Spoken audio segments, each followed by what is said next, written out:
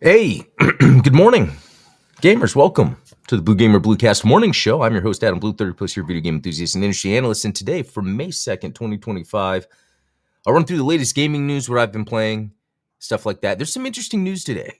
And I might get a little ranty, but I might not. I want it to be positive. But morning, Ultronomus, good to see you. Good to see you. Yeah, there's actually been interesting news all at once at the end of this week after all the Nintendo stuff. Did they wait for the Nintendo stuff? Now that I'm thinking about it, we had a Giant Bomb, world famous, potentially Giant Bomb, maybe no more here shortly. Also, Polygon got bought by Valnet, and Valnet,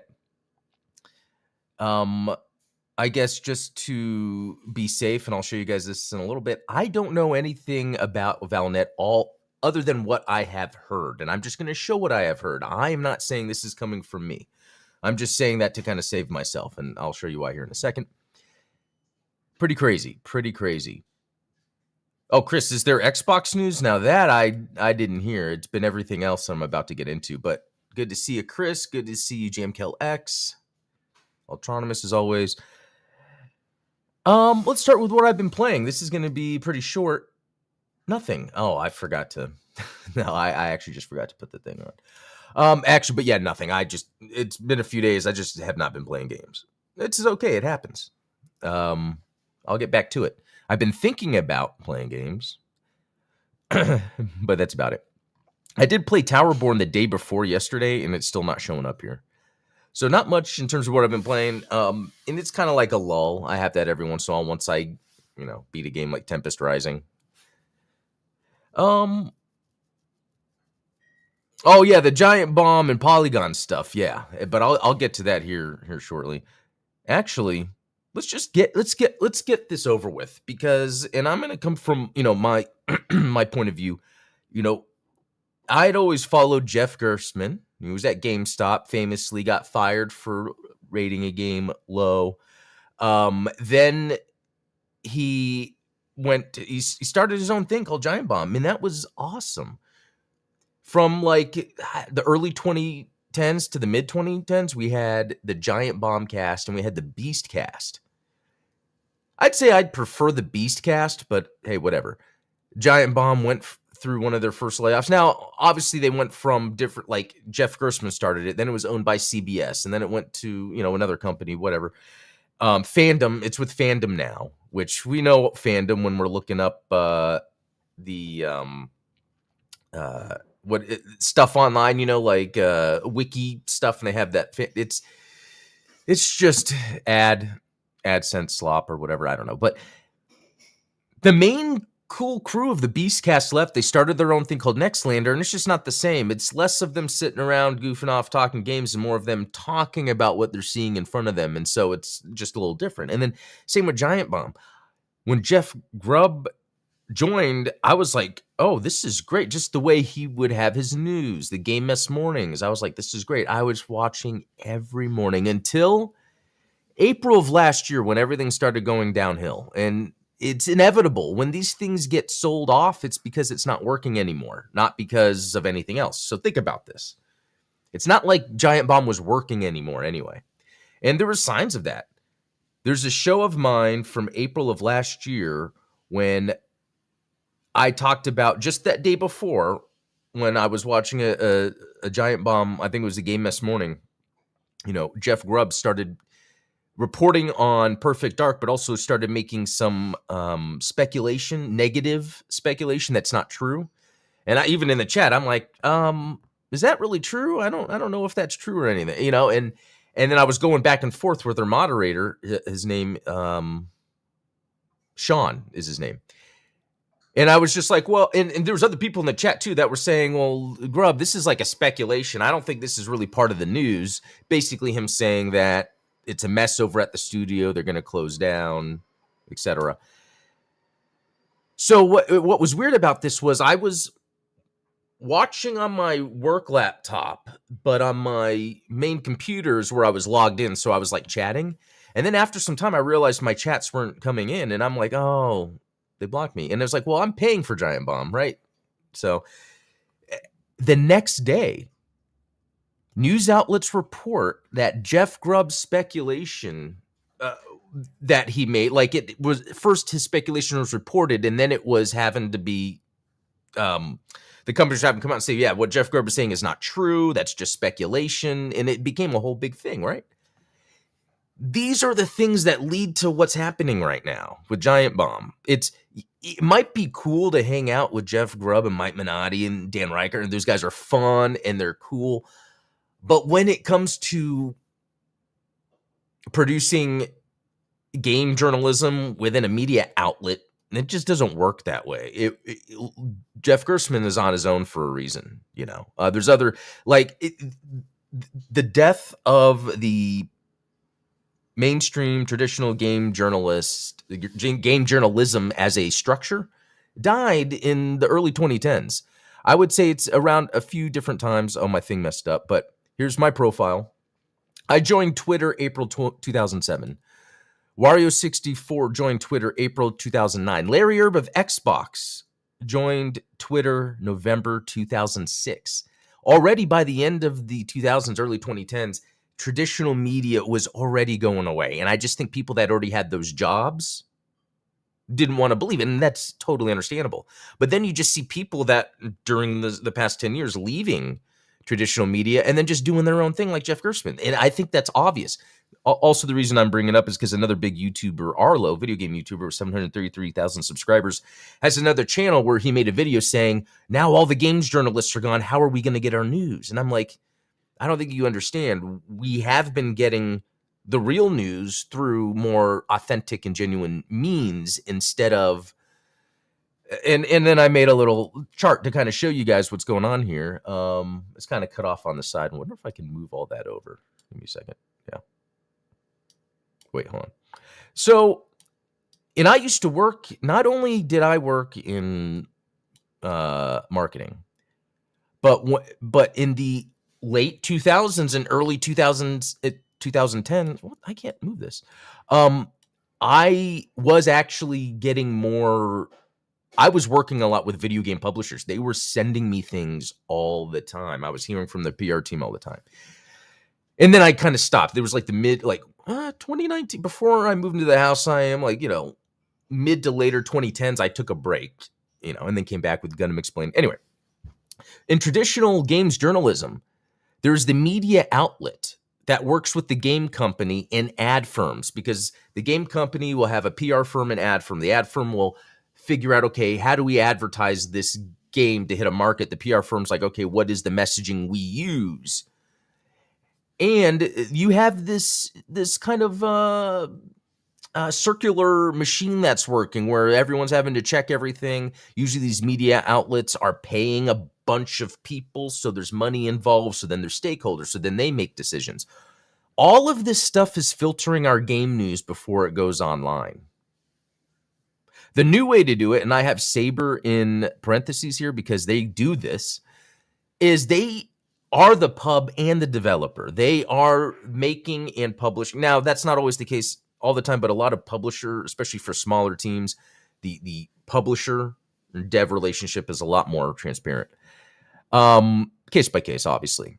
But they just go straight online. In fact, they're even like, join our Discord there's no more. While this stuff does happen, maybe for like a product being so, or the kind of the traditional thing in the background, when it comes to someone like Arlo saying he's relying on news, I hope he's not relying on traditional, and he's doing it the way I've been doing it for the past 15 years, where you have these people that have the time to be online to get the news, almost like me, except I feel like I have to rely, a lot. Anyway, it's just, to me, I feel like this is how it's been for the past 10, 15 years. So when there's reports of Giant Bomb and Polygon, and so Polygon got bought by Valnet. So here's that other thing about Valnet. Valnet acquires premium gaming publication Polygon from Vox Media. Now, I will say, I remember when, again, this is 2012, when Polygon was first put together. I was like, this doesn't make sense. Games journalism is different now. There's no reason to start a publication that's backed financially. It doesn't even need to work that way. Because then there's a whole bunch of the red tape, which inevitably leads to buyouts or layoffs. You know what I mean? Like things you can't control. But to prove that this system is bad and doesn't work, we have Valnet. And again, I want to say I don't know anything about Valnet other than what I'm going to show you guys online here. 11 months ago, someone named It's Just Aaron that only has 2,000 subscribers got a cease and desist letter from Valnet because she had a bad situation with them. And she was talking about their practices. They were planning to sue her. Small time. Let's see. Valnet sent me a cease and desist. This was 4 months ago. Valnet Incorporated stole my face. This was 7 years ago, where they're just making slop content. They took an influencer's face and used it. And then if you go on Reddit, you can just see all this stuff going on with Valnet. So I am just reporting what I am seeing here. And I've just always heard this. In fact, while I'm not in the market to be in a job in game journalism, like I have a full-time job I really like. This is my pastime. Sometimes some things will come by me like, job in games journalism, and it's Valnet. And then you see what they pay and what they're expecting. And it's like, yeah, what? So I think this is almost like proof, if it wasn't proof enough in the late 2000s, early 2010s, that if you're going to start a video game news outlet or you want to get your video game news from somewhere, it can't be a big media outlet. It can't. We've already seen what happens when they try to do that.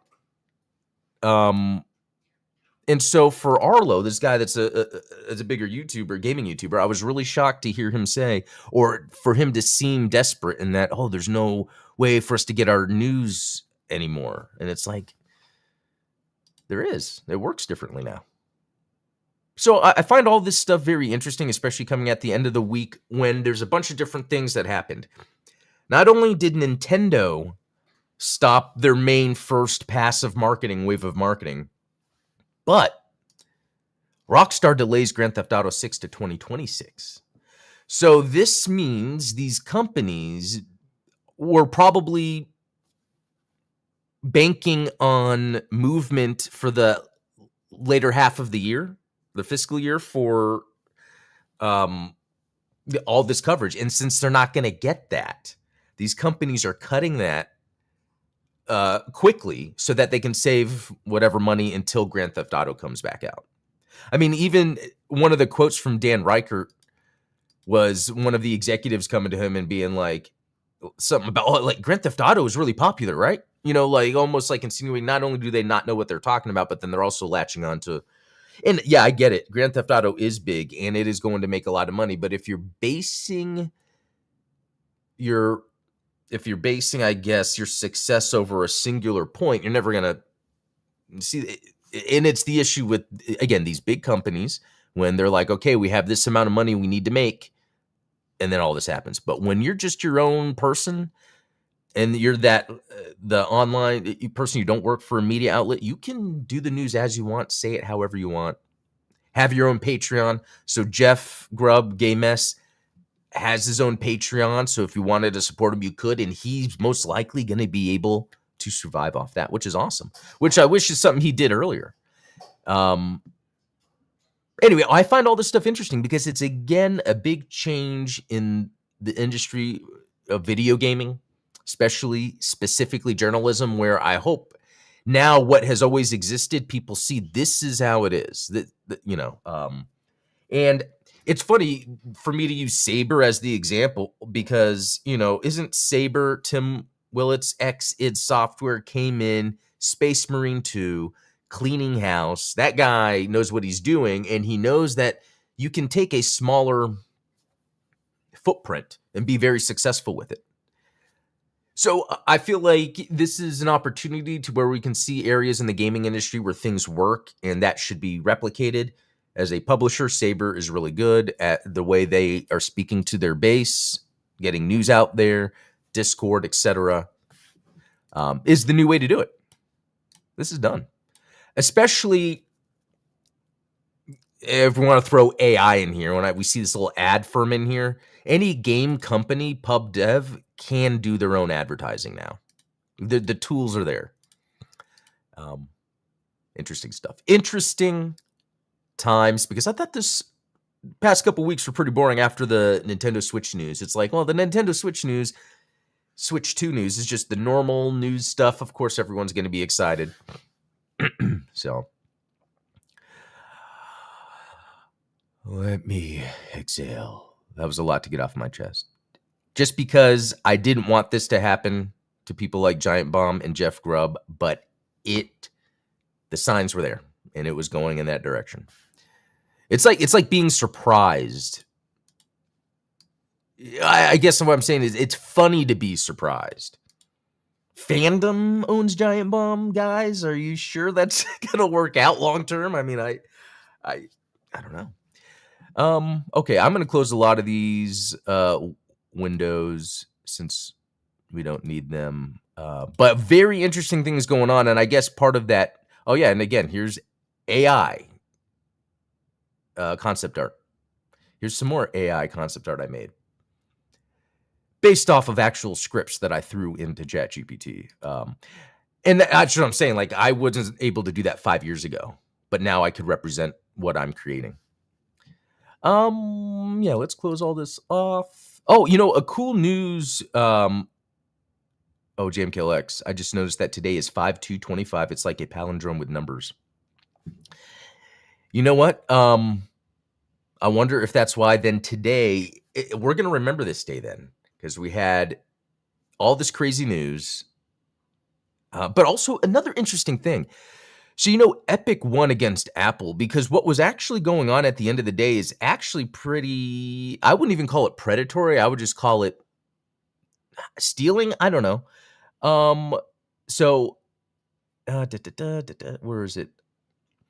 Okay, this update has been made possible by an injunction enforced by the Northern District of California Court, which prohibits Apple from collecting fees on out-of-app purchases. So the problem was, if you downloaded an app and then you're in the, on your Apple and you were to use it, if you were to do something outside of that ecosystem of Apple, since you got the app through it, you would still have to pay, or the company would have to pay Apple. So as the consumer, I guess you didn't realize it, but for these publishers and developers, they're like, why would Apple do this? And so Epic won against Apple. Remember, Apple, they might have the most money in the world. That doesn't mean they're right.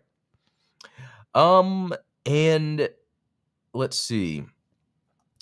What was okay, so then what happened was Epic had then, now that this is the case, now that they don't have to worry about paying that, look what they've done.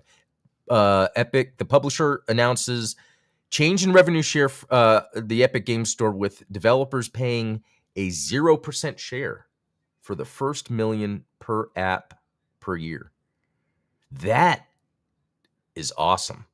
That and it took them having to stop Apple from getting extra money from them.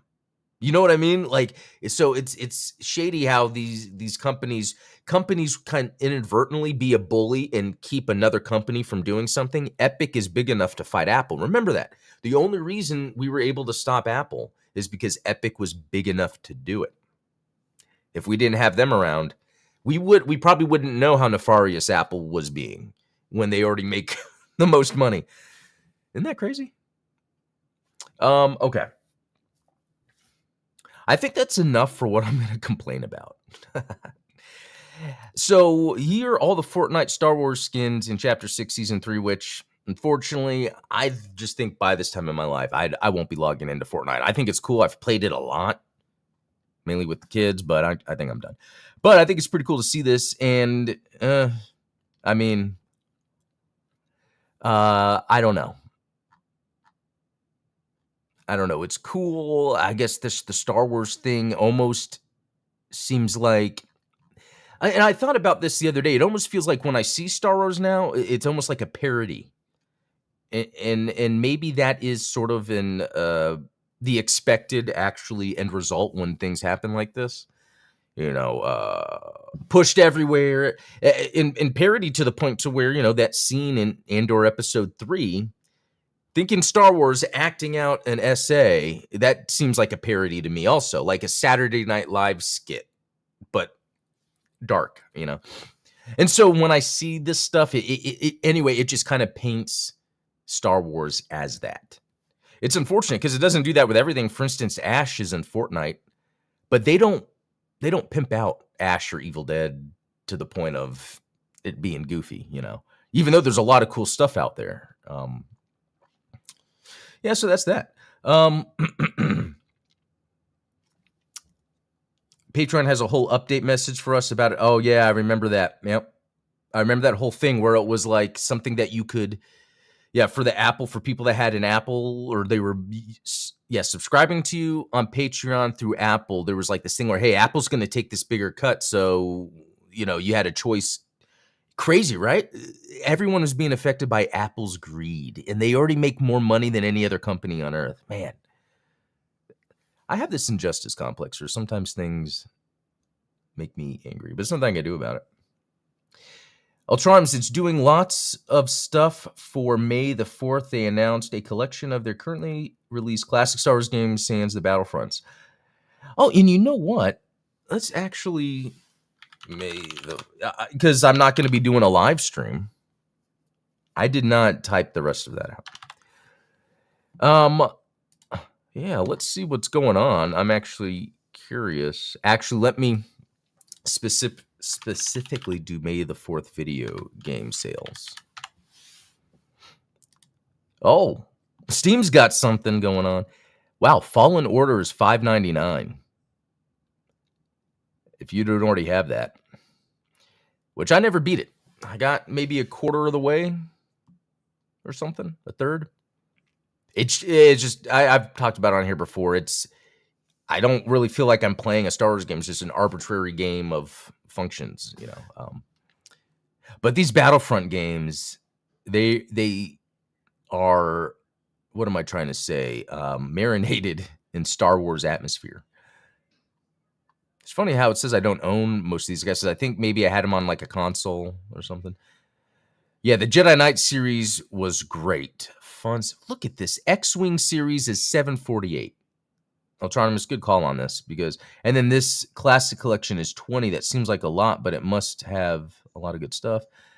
The Jedi Knight collection, apparently I have those. The one... did I pick it up last year or was it this year? The Dark Forces Remastered. Do you guys remember that? And I actually was playing it for a little bit, and then I just kind of got bored, unfortunately. I think there is a point to where the nostalgia of a game was just based on that time period. Let me see. Dark Forces. Oh, you know what I could do, guys? November 2024 was the last time I played it. Yeah, because I remember it came out that spring and I didn't get it until later. And I've unlocked 4 achievements. Maybe I should finish it on Sunday for Star Wars Day. Okay, let's head back. Oh, the bundle came out today on PS4, PS5. Okay, so yeah, for PS or Sony a gamer, I guess there's stuff there too. Actually, so yeah, if they have the bundle there too, that's pretty cool. If it's that cheap, it would be nice. Some of the cool classics to have on multiple systems, to be honest. All right, and it's funny to see how many of these I don't actually own. I never got into the Lego Star Wars games. I played the more recent one, and that was pretty fun. I never got into Knights of the Old Republic. I remember when I first played it. I remember the day vividly. I want to say I rented it. Because this was still when you could rent. I was living on my own in an apartment. I was like, hell yeah, Star Wars Knights of the Old Republic. And then it was turn-based. And I was like, what is this? Why would you do this? And I've never forgave them. I mean, and I know a lot of people love it, and it's one of people's favorite games of all time, but I just you know my thing with turn-based combat, and recently I've been trying to find a way in. And Chrono Trigger might be that. I don't know. I keep saying that, and I haven't got back to it. Force Unleashed, the first game was great. The DLC in that was awesome because they had one where you could go into Jabba's palace and it was fully recreated. Force Unleashed 2 was fun, but not as good. And then all the TIE Fighter games, Shadows of the Empire. And it's only $1.49. I feel like I should get that because, man, when that came out on N64, there are some moments in time when we play games that, like, we don't always get those moments again. It's like the first time watching a certain movie. Shadows of the Empire is one of those experiences because 3D gaming, while it was around, it wasn't as tight as Shadows of the Empire, and I think it was able to do that because of LucasArts. That's what they're known for, and that's why when I'm watching something like Andor from Lucasfilm, and there's not really any like cool, what are you doing to move the cinema tech forward? Yeah.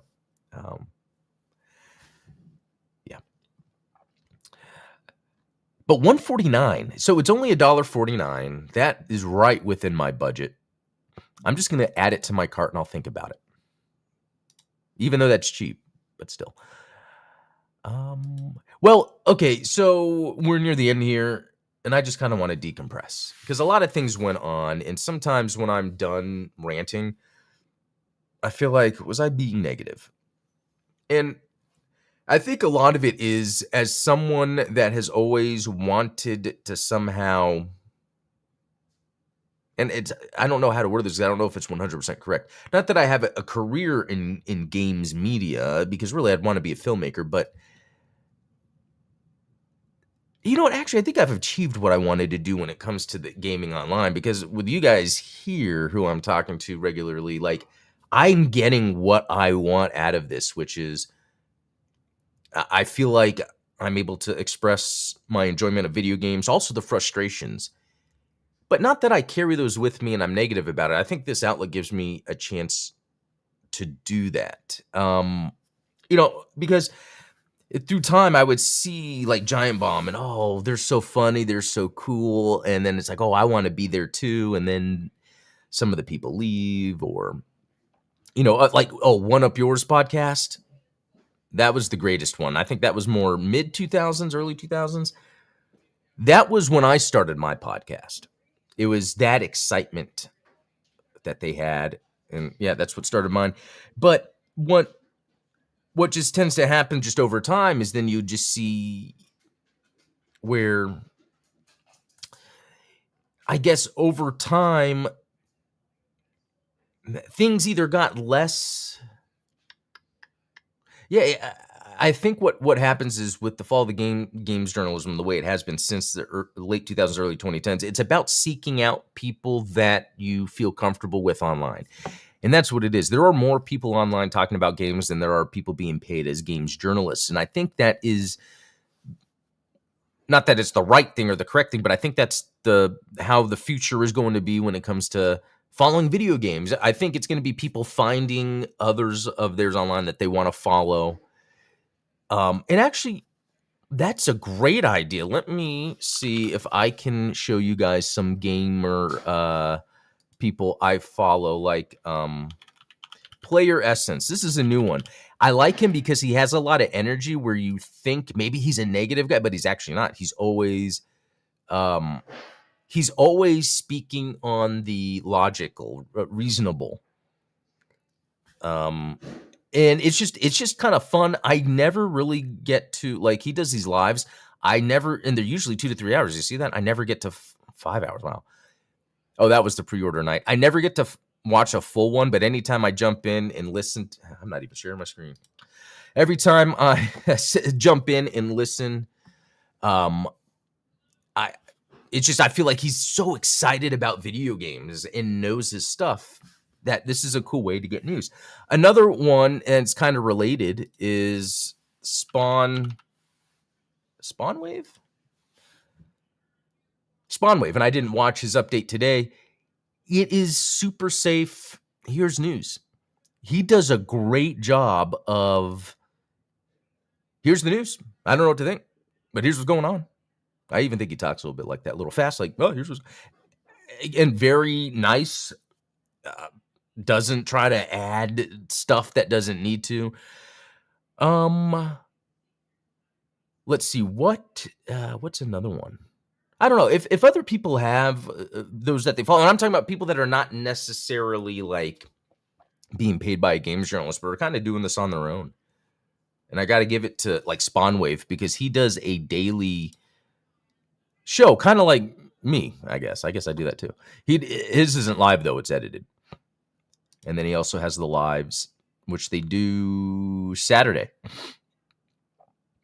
Which, you know what? That's another goal for Blue Gamer, I guess, as we get to the end of this episode, is it would be nice to have, and if any of you out there are interested, you know, it's not a definite, but reach out. But like, I would like to have some other like-minded gamers that can join me either on this or a whole other thing. As much as I like talking on my own all the time, I do think it's always helpful when you have other peers that are around to kind of help set a tone or help move the conversation around. Yeah, Jim Killex, it's about finding people with sincere passion to make a retrospective recovering specific genres. They just click with people better. Yeah, and I think that's, again, where this future of games journalism is. I don't think that exists anymore. It's been democratized. We have the internet. We no longer need to worry about a, what do you call it? Like a gatekeeping a corporation that is then paying media outlets or paying people to then put the news out. As fans of video games, we can find each other online, share this stuff. So RIP, Giant Bomb and Polygon. And again, even with the disappointment I have with the direction Giant Bomb went in with, Jeff Grubb and all that, Jeff Grubb has a Patreon for his game mess, and most likely he's going to be good, and he probably should have done that sooner. I'm even sure the people at Polygon, they're all going to work together, create their own new stuff. So be on the lookout for that. But it is past 8:30. That means I need to get to work. So guys, have a good weekend. Have a good rest of the Friday. Have a good weekend. I'll see you guys next week. Thanks all for joining and chatting. I always enjoy you guys in the chat. It's fun talking games like this. So, I'm out. Talk later. Have a good one.